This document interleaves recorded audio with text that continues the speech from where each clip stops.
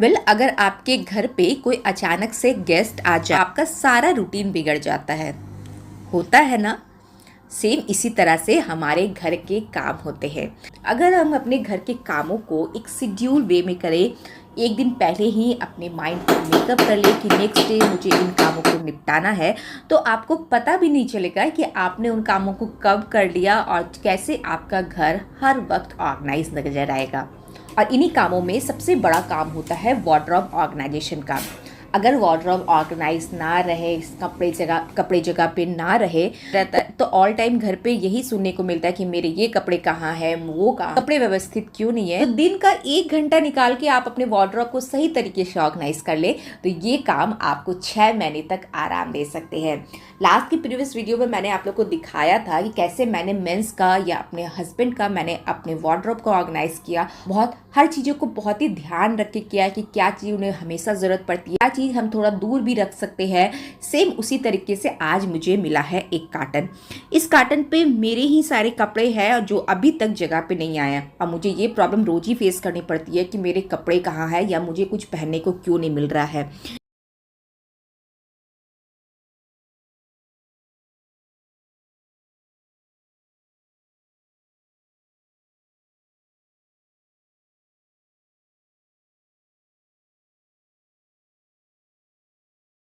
तो ये मैंने वार्डरोब है, जो कपड़े मिले थे बस उससे मैंने हैंग कर लिया, इसलिए बहुत ही ज़्यादा अव्यवस्थित है। तो सबसे पहले सारे कपड़ों को निकालेंगे, क्योंकि मुझे लगता है कि मैंने अपने वार्डरोब की अच्छी तरह से क्लीन नहीं किया था।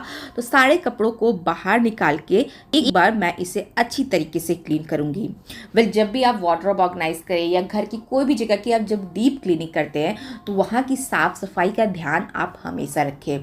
ऐसा करने से क्या होगा कि आपको कभी भी वहाँ पर बदबू का सामना नहीं करना, कॉकरोचेस वगैरह आएंगे। और क्लीनिंग एक ऐसा चीज़ है जो आपके घर को ऑर्गेनाइज रखने में काफ़ी ज़्यादा हेल्प करता है। तो यहाँ पर मैंने अपने सारे कपड़ों को बाहर निकाल दी। यहाँ पर कुछ सैनिटरी पैड्स भी ऐसे ही रखे हुए थे, ये पैकेट हुए हैं, तो इसे मैं ड्रॉवर में रखूँगी। और अब एक डस्टर की हेल्प से यहाँ की पूरी साफ सफाई करेंगे। तो इसे क्लीन करने के बाद चलिए मैं आप लोगों को कुछ हैक्स बताती हूँ जो आपके वार्डरोब को हर वक्त ही ऑर्गेनाइज रखने में काफ़ी ज़्यादा हेल्प करेगा।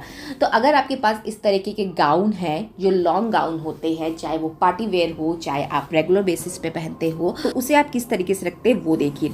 इसे आप सिंपली इस तरीके से हैंग कर ले। इसकी जो हाइट होती है वो काफ़ी ज़्यादा होती है, तो यहाँ पर आप एक और हैंगर ले लें। हैंगर लेने के साथ साथ आप यहाँ पर देखिए इस तरीके का हो जाएगा, और दोनों हैंगर को मिला के आप इसे ईजिली यहाँ पर हैंग कर सकते हैं। है ना, बहुत ही इफेक्टिव तरीका अपनी चीज़ों को ऑर्गेनाइज रखने का। आगे वीडियो में बहुत सारे हैक्स आप लोग शायद यूं ही शेयर करूँ, तो इस वीडियो को एंड तक जरूर देखिए। तो हम लेडीज का कपड़ों का सेक्शन इतना ज़्यादा बड़ा है कि हमें खुद ही नहीं समझ आता है कि हम अपने कपड़ों को कहाँ रखें। 3 पीस सूट हो जाता है, कुर्ते हो जाते हैं, पजामे हो जाते हैं, टॉप हो जाता है, शॉर्ट कुर्ती हो जाती है, और फिर भी हमें लगता है कि हमारे पास पहनने को तो कुछ भी नहीं है। ये कॉमन प्रॉब्लम है, हर लेडीज़ के साथ होती है।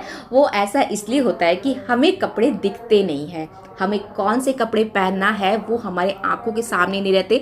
अब पीछे रहने के कारण ये और ज़्यादा पीछे होते चले जाते हैं। इसलिए जो भी कपड़ा आप हैंग करके रख सकते हैं उसे आप एक हैंगर में इस तरीके से हैंग करें, चाहे वो आपका टॉप हो, कुर्ती हो, गाउन हो, इस तरीके से आप उसे हैंग करके रखें। और जो फुल स्लीव वाले टॉप्स होते हैं, जो हैंड होता है, उसकी जो बाँह होती है, उसे आप इस तरीके से रखें। ऐसी चीज़ें, ये कुछ सिंपल ऐसे हैक है जो आपके वार्डरोब को एक नीट एंड क्लीन लुक देगा। नीचे की स्पेस अभी भी खाली है, चलिए आगे देखते हैं कि मैं इनमें क्या क्या रखने वाली हूँ। अगर आप 3 पीस सूट पहनते हैं तो उसका जो दुपट्टा होता है, उसका जो पजामा होता है, प्लाजो होता है, सारे को आप एक जगह कर करके यहाँ पर मैं ये कुर्ती को जब समेट रही थी तो मुझे लगा इसमें कुछ दाग लगा हुआ है, शायद कुछ पूजा वगैरह करने गए थे, तो इसे मैं धोने के लिए डालूंगी और जब ये क्लीन हो जाए तो इसे अपनी जगह पे रखूंगी। तो नेक्स्ट 3 पीस सेट को देख लेते हैं। तो इस सेट के अंदर ही मैंने पजामा हो गया, इसका जो दुपट्टा हो जाता है, सारे को एक ही जगह पे करके रखा है। इससे क्या होगा कि जब आप इसे निकालिए आपको सारी चीजें मिल जाएगी, ना तो दुपट्टा अलग से रखना, ना तो पजामा अलग से रखना। तो 1 बाय 1 करके मैं सारी चीजों को अरेंज करूंगी। एंड यस, एक और तरीका, या हैबिट इसे बोल लीजिए। अगर आपका कुर्ता सूट अगर आयरन किया हुआ नहीं है, प्रेस नहीं है, फिर भी आप उसे अच्छी तरीके से फोल्ड करके रखते हैं तो वो पहनने लायक तो बन जाएगा, उसमें बहुत ज़्यादा रिंकल्स नहीं रहते हैं। ये कुछ ऐसे तरीके जो काफ़ी ज़्यादा टाइम सेविंग है। तो यहाँ पर मैंने बहुत सारी चीज़ों को अच्छी तरीके से फोल्ड कर लिया है। सबसे पहले जीन्स रखा है, फिर मैंने यहाँ पर ट्राउज़र रखे जो मैं डेली बेसिस पे पहनती हूँ, शॉर्ट्स हो गया, शॉर्ट नाइटी है, शॉर्ट नाइटी हो गया, सबका अलग अलग सेक्शन बनाया है। 3 पीस का एक सेट है। यहाँ पर मैंने कुर्ती रखी है और ये कुछ आगे मेरे वैकेशन के कपड़े, जो भी हम कोई घूमने जाते तो वहाँ के कपड़े मैंने कम्प्लीटली अलग रखे हैं। इस तरीके का गोल्डन प्लाजो या पजामा हर किसी लेडीज़ के पास रहता है, तो उसका भी एक अलग सेक्शन रखा है एंड फुल नाइटी का।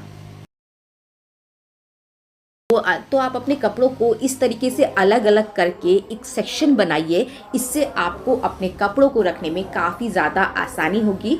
हर समय आपके कपड़े आपके आंखों के सामने रहेंगे और ये काफ़ी ज़्यादा नीट एंड क्लीन लुक भी देता है। तो बस इतना जब काम हो गया तो बस अब तो कपड़ों को बस जगह पे रखना है। कपड़ों को 1 बाय 1 करके जगह पे रखिए। अच्छा, यहाँ पर एक और प्रॉब्लम ये भी आती है कि अगर हम अपने इस तरीके के सेल्फ में कपड़ों को रखते हैं, तो आज तो मैंने अपने वार्डरोब को ऑर्गेनाइज किया है तो ये बहुत ही ज़्यादा खूबसूरत लगेगा, लेकिन 2 से 3 दिन के बाद देखेंगे कि कपड़े कुछ इधर आ गए, कुछ थोड़े से गिर गए हैं, थोड़े से कपड़े उधर चल गए। तो इसके लिए आप इस तरीके के सेक्शन ऑर्गेनाइजर को परचेज कर सकते हैं। ये बहुत ही ज़्यादा इफेक्टिव है। मैं अपने पर्सनल एक्सपीरियंस के साथ आप लोग को शेयर कर रही हूँ। इसमें जब आप पार्टीशन लगा देते हैं तो कोई भी कपड़ा इधर से उधर नहीं जाएगा, वो अपनी ही जगह पे रहेगा। तो यहाँ पर मैंने इसे लगा दिया है। चलिए अब आ जाते हैं नीचे की तरफ। नीचे की तरफ यहाँ पर मैंने टॉवेल का एक लाइनर बिछा के रखा था, तो अभी उसे हटाएंगे। सबसे पहले cleaning is a must. Cleaning करने के बाद वापस से वही टॉवेल को एज ए लाइनर मैं यूज़ कर रही हूँ। आप चाहे तो यहाँ पर न्यूज़पेपर यूज़ कर सकते हैं, आप चाहे तो यहाँ पर किसी भी तरह का ऑनलाइन लाइनर को परचेज कर सकते हैं।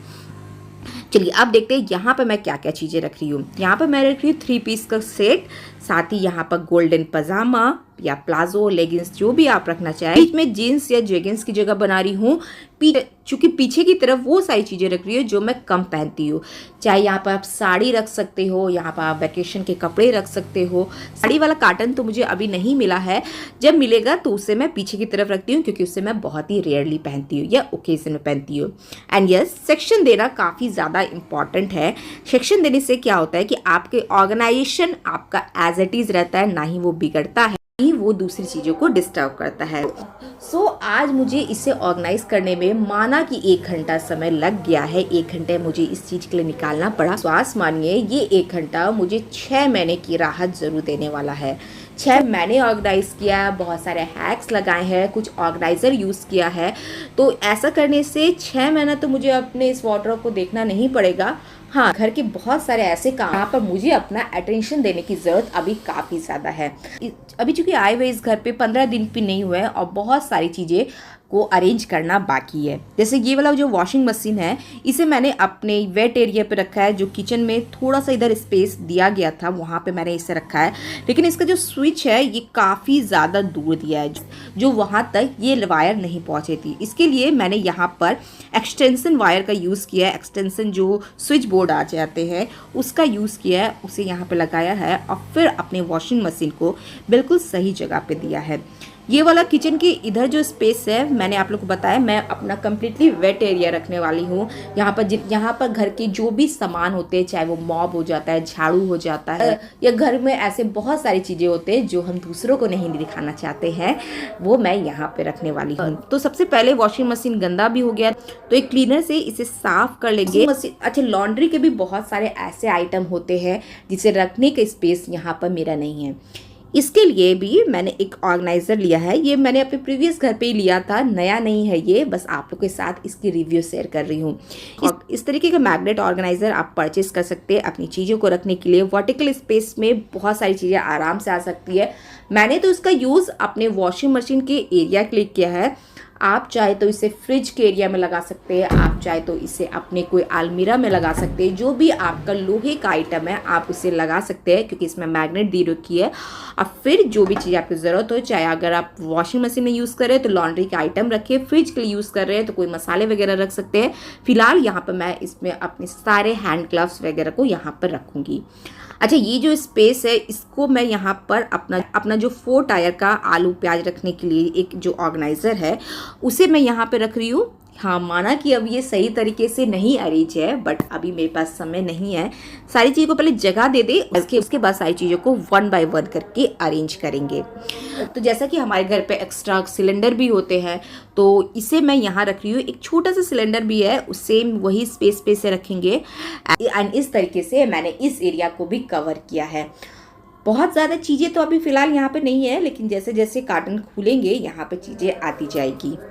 So that's all for today. मैं प्रिया आप लोग से फिर से मिलूंगी न्यू वीडियोज़ के साथ, यूज़फुल वीडियोज़ के साथ, हमेशा की तरह। तब तक के लिए बाय बाय।